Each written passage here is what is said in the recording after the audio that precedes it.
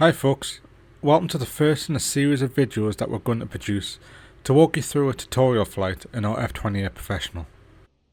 In this series we have split the tutorial flights into 4 separate videos so we can cover each stage of flight in sufficient detail. This video will cover applying power to the aircraft as well as getting the aircraft ready for passenger boarding. Our flight today sees us flying Air Angular liveried F28 Mark 4000 between Leeds Bradford and Paris Orly, an actual route from Air Angular's winter 1979 and 1980 schedule. If you would like a text version of this tutorial flight, you can find the full tutorial in the F28 Professional manual. The manual is included with the product and is also available via the link on the F28 Professional product page. Link in the description box below. We start the flight at stand 12 at Leeds Bradford, with the aircraft in a cold and dark state. Before we can begin passenger boarding, we need to ensure the aircraft is powered on and the cabin is a warm and welcoming environment for our customers. Starting on the overhead panel, we must first check the battery voltage in both batteries is greater than 22 volts, before then turning on the battery. The aircraft is now powered by the essential bus, which is enough to power the aircraft for approximately 30 minutes. In order to supply the aircraft with power for more than 30 minutes, we need to connect another power source. In this tutorial flight we'll be using the APU, so first we must perform a fire test of the APU by moving the APU fire extinguisher test switch to the test position and holding it there for 5 seconds until the extinguishing test light illuminates.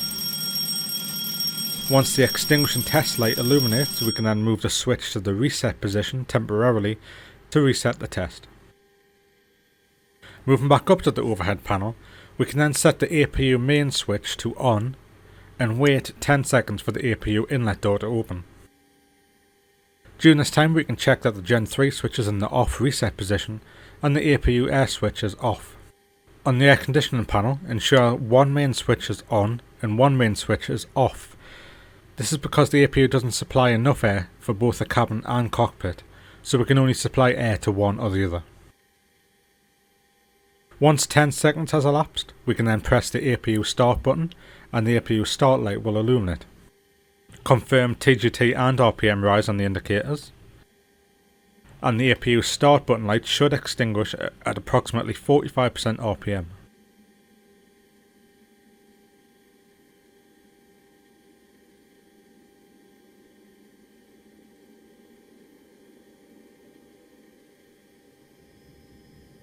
Once TGT and RPM have stabilised, we can then set the Gen 3 switch to on and confirm that all electrical buses are now energised. We can then move down to the pedestal and turn on both master radio switches. With the APU now supplying electrical power to the aircraft, we can now run through our pre-flight cockpit checks. Starting on the overhead panel, on the electrical panel, confirm both generator switches are on. Confirm both transformer rectifier unit switches are on. We're not using external power today, so we can ensure that's switched off. Confirm all guards are closed, and we can test all caution lights. On the lower section of the electrical panel, move the emergency light switch to the armed position and confirm that the emergency light caution light extinguishes. Confirm that the constant speed drive disconnect switches are closed and lock wired. Moving up to the engines panel, check that the start and master switch is off and the ignition switches are both set to normal. We can also test the starter valve caution light. Continuing to move up the overhead panel to the bleed air supply panel, check that both high pressure switches are set to auto and both main switches are set to on. We can then test all 5 caution lights.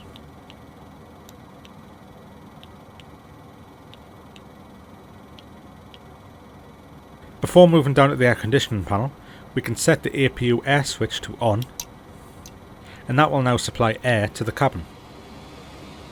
We can set the temperature selectors as desired, ensure the temperature control switches are in the auto position. We can then set the authority switch as desired, so by default it's set in the stew position, indicating that the cabin crew have full control over the cabin temperature from the controls in the forward galley. If the guard was opened and the switch moved to the cockpit position, The pilots would then have control over the cabin temperature. For now, we'll leave this guard closed and we can test the remaining caution lights. Moving across to the airfoil anti-icing panel, we can perform tests of the shut-off valves and modulating valves, ensure that both main switches are in the off reset position, and that the indicator selector switch is in the right hand normal position. We can then check that all guards in the panel are closed and test all the caution lights. Moving down to the engine anti-icing panel, confirm the selector switches are off, and we can test the ice detection system by pressing the test button and confirming the ice detect caution lights illuminate for approximately 1 minute.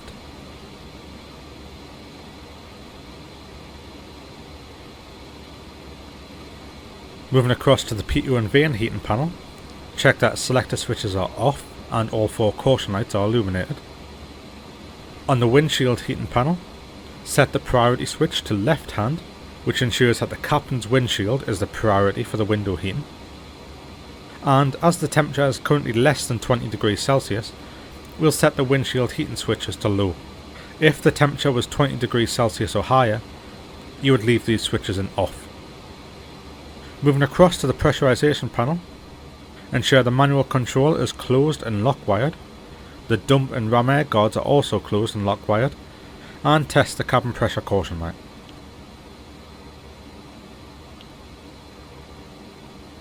Finally, on the overhead panel, set both fasten seatbelt signs and no smoking signs to on.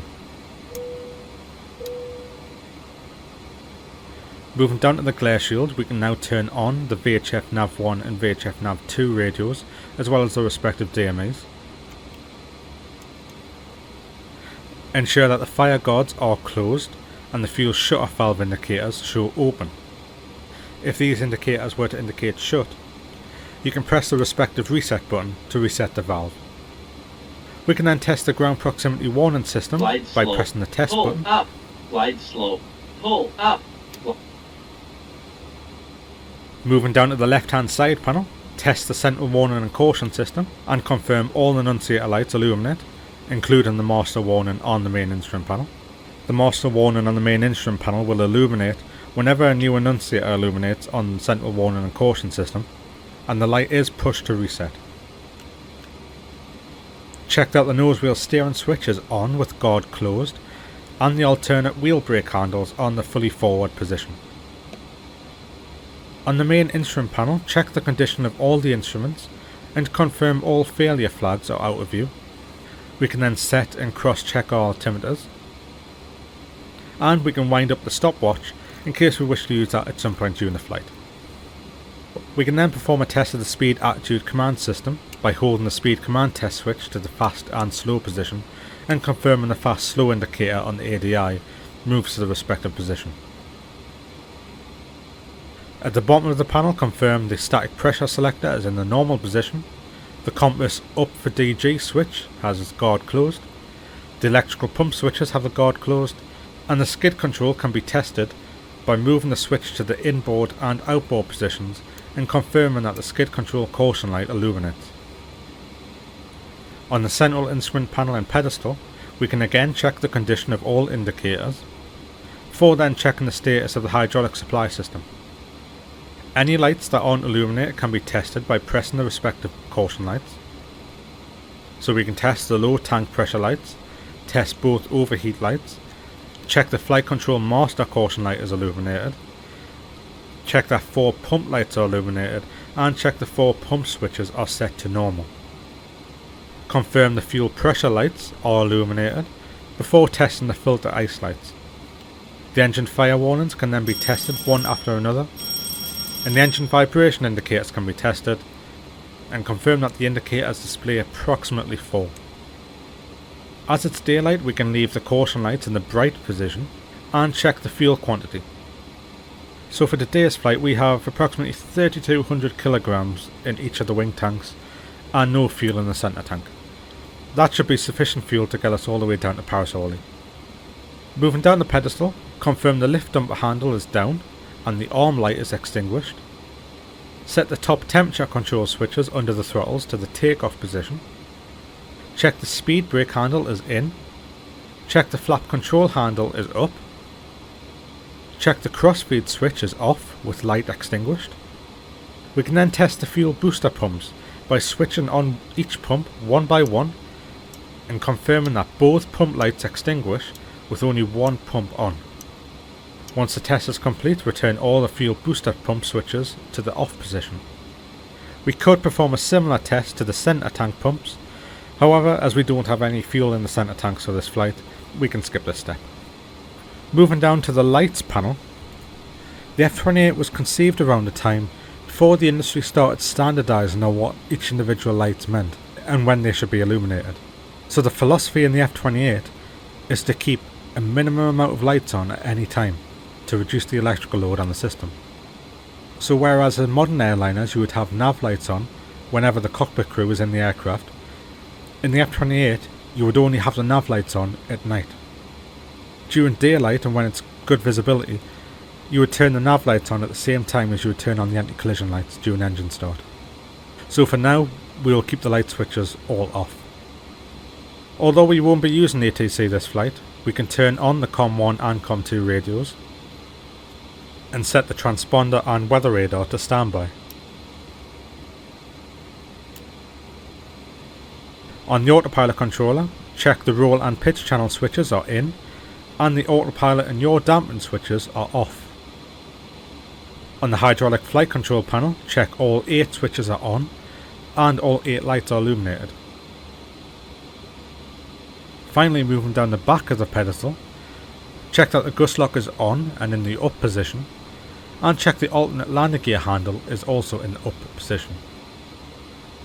Moving across to the first officer's main instrument panel, again we will check the condition of all indicators, check that the static pressure and pitot selectors are normal, test the door lights by pressing the lamp test button, ensure the landing gear warning switch is in the normal position with the guard closed, and that the compass up for DG switch also has its guard closed.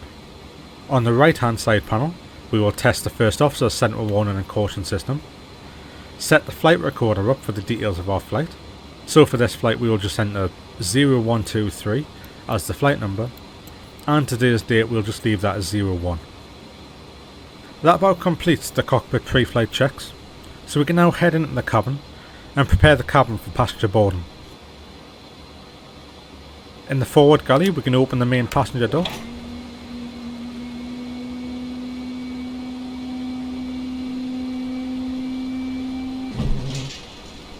and turn on the cabin and entryway lights.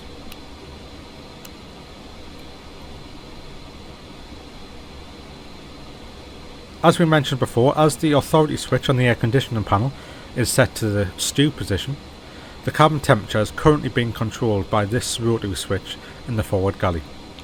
Adjusting this switch will adjust the cabin temperature, and you can see the duct temperature and valve position indicators changing in the cockpit.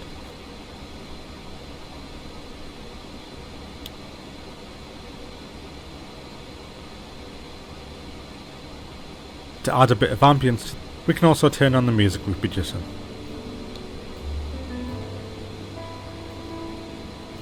Of course, if you didn't want to come in at the cabin to open the doors every time, you can still open the doors on the AFB in the cockpit. On the AFB you can open all the doors manually, so we can open the cargo doors for instance, and if we wanted to we could connect the ground power unit, so the aircraft can be powered by ground power rather than the APU. That about covers the subject of this first tutorial video, and the aircraft is now powered up and in a state ready to board passengers.